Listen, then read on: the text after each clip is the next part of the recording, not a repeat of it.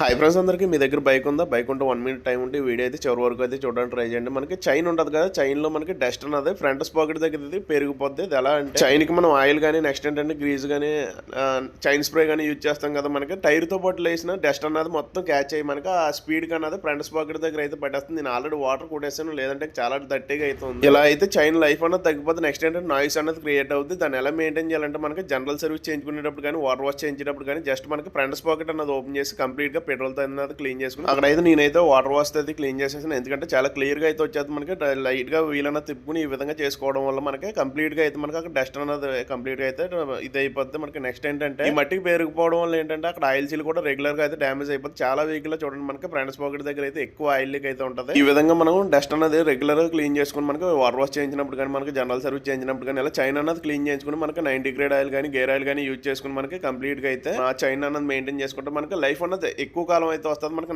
Normal ఒక 15,000 అయితే పోతుంది, అది 25,000 దాకా అయితే చైన్ డ్రైవ్ అయినది ఉంటుంది. వీడియోని అయితే ఒక లైక్ చేయండి. Thanks for watching. ఛానల్ మాత్రం సబ్స్క్రైబ్ చేయడం మర్చిపోండి.